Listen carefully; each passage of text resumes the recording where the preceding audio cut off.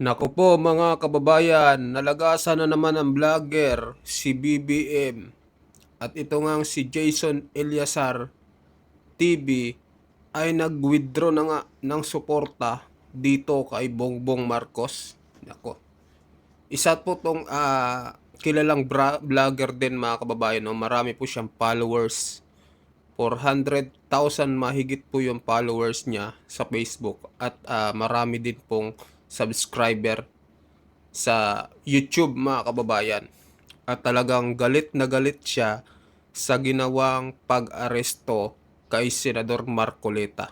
At hindi niya na nga napigilan yung kanyang sarili na sabihin yung kanyang nararamdaman at mag-withdraw ng suporta dito kay Bongbong Marcos. Ako, kikilabutan ka dito mga kababayan dito sa pahayag niya, no. Nako, unti-unti nang naglalaglagan mga kababayan, unti-unti na silang umaalis dahil nga sa walang katarungan ng gobyernong ito na hindi man lang malaman natin kung sino ang pinaka-mastermind dito sa flood control scam. So pakinggan nyo po itong pahayag ni Jason Eliazar TV. Si JATV, kaibigan po natin to mga kababayan, no? At talagang malapit din po ako dito kay Jason Eliazar kasi nga nung panahong nangangampanya kami nung 2022 ay ah, nakakausap natin to dahil same kami ng ng ng content. Kumbaga parehas kami ng ng nagkakalye survey po kasi kami nung taong 2022 na nangangampanya, 'di ba? Talagang nakilala kami doon sa pagkakalye survey. Kaya kilalang kilala ko to si Jason Eliazar TV. So ito na po, panoorin nyo mga kababayan. Hindi na ako naniniwala sa'yo, BBM. Hindi po ako naniniwala na sa'yo. Magandang araw po Ayan na. sa lahat po ng aking mga followers dito sa Facebook. Kayo po na mga nakasama ko mula nung nangampanya po tayo para kay Pangulong Bongbong Marcos. Mula nung sinuportahan natin siyang i-vlog mula sa ating mga kalye survey, mula Apari hanggang Hulo, Luzon, Visayas, Mindanao. Dumami po ang followers ko na umabot na po sa 459,000 na katao. Na alam ko po, lahat po yan, halos lahat po yan ay maka-BBM, no? Maka-Marcos po lahat ng aking followers, 459,000. Pero mga kababayan ko, pinag-isipan ko po ito ng mahabang araw, panahon, kung gagawin ko ba ito. Kasi hindi ko na po talaga masisikmura ito. Nasa inyo na po yon kung ano po ang gagawin nyo matapos nyo marinig itong video ko. Kayo na po ang bahalang magpasya. Pero ngayong araw po na ito, July 6, 2026, meron po akong 459,000 na follower na maka-BBM po, halos lahat yan, dito sa Facebook. Ipinapaabot ko po sa inyo mula ngayong araw na ito na nagwi-withdraw na po ako ng support diyan kay BBM. Ayan na. Pinag-isipan ko po ito maigi. Pinag-aralan ko yung mga pangyayari at napatunayan ko po, base sa aking sariling investigasyon at opinyon, napatunayan ko po na wala na po sa wisyo ang gobyernong ito. Nako, wala na daw sa wisyo ang gobyernong ito mga kababayan.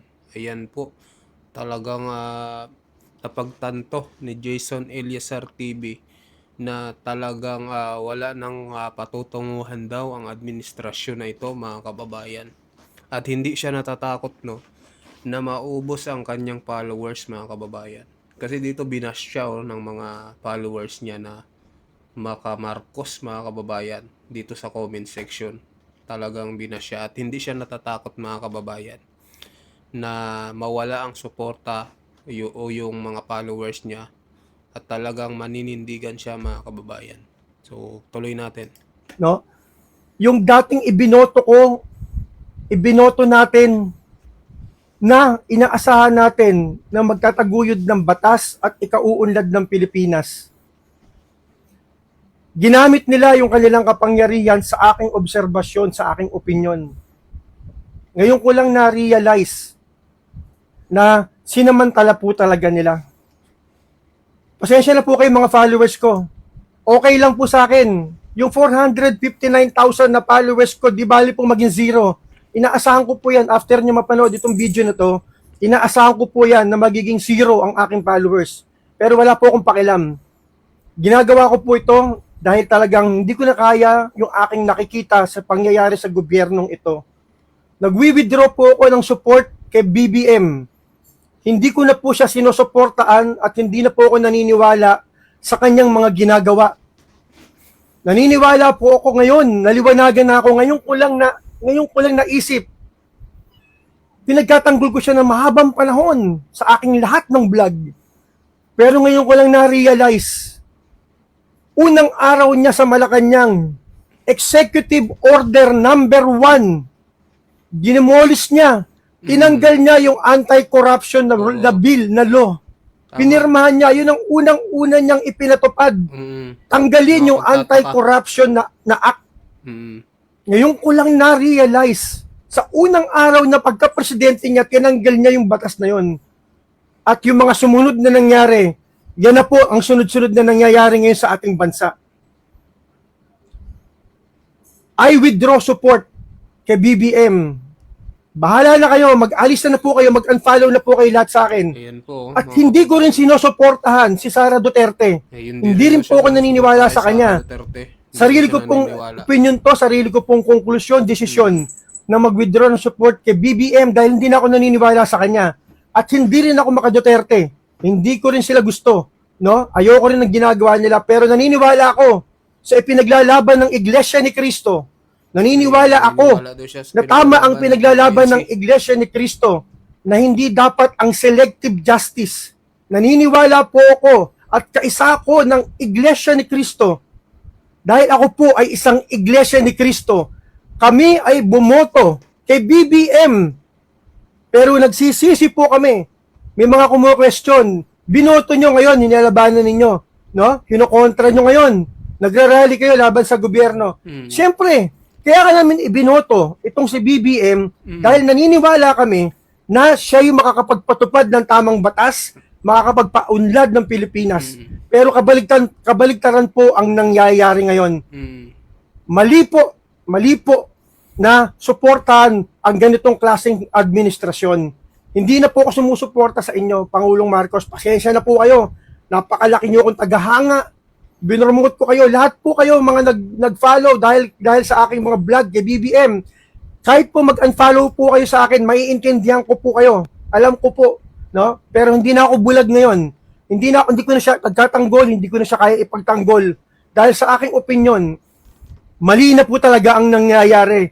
Yung nagsusulong ng katarungan, yung nagsusulong ng investigasyon para mapapalagot yung mga magnanakaw sa gobyerno, sila yung ikinukulong ngayon. Yung mga malalaking pangalan sa pagnanakaw sa kabanang bayan, sila yung ginagawang state witness. Mali po yan. Mali po yan. Kahit saan kayo tumingin anggulo, kitang-kita po ang pagtatakip dito sa mga magnanakaw. Itong mga big time na mga magnanakaw sa gobyerno. Kaya, hindi ko na po kayo sinusuportahan, Pangulong Marcos. Hindi ako naniniwala na sa'yo. Hindi na. Kaya kayo po, pasensya na po kayo. Ngayong araw po na to, pupunitin ko na to, itong t-shirt na to, itong ginamit ko nung panahon na nangangampanya si BBM, itong t-shirt na to, ito, Facebook, itong YouTube channel ko, ito ang ginamit ko, suit ko to araw-araw kapag nagkakalya survey ako. Ito po yon. Ngayong araw po na ito, pupunitin ko na po ito. Ayan. Kasi po, hindi na ako naniniwala sa'yo, BBM. Hindi po ako naniniwala na sa'yo. Hindi na ako naniniwala sa'yo. Malis na po kayo sa channel ko, mag-unfollow na kayo. Kung kayo po ay mga sumusuporta pa rin dito kay BBM. Basta ako po, hindi ko na kayo sinusuportahan. Naniniwala po ako na meron pong dapat managot dyan sa Malacanang. Eto po, wala ngayong araw na to. Kaisa po ako ng Iglesia ni Cristo na sumisigaw ng justice, accountability, dito po para sa ating bansang Pilipinas. Dahil ako po isang Pilipino, may karapatan po ako na sumigaw. Meron po tayong freedom of speech para manawagan sa gobyerno na ipatupad ang nararapat na hustisya, hindi po yung selective justice. Yun lang po. Ayan mga kababayan, no? So, makikita nyo talaga, no, na talagang galit na galit itong si Jason Ilyasar, no? At talagang nag-withdraw na siya ng suporta dito sa administrasyon ni BBM. Tama nga naman yung sinabi niya, no? Kasi meron mga kumakalat ngayon mga kababayan na binoto nyo tapos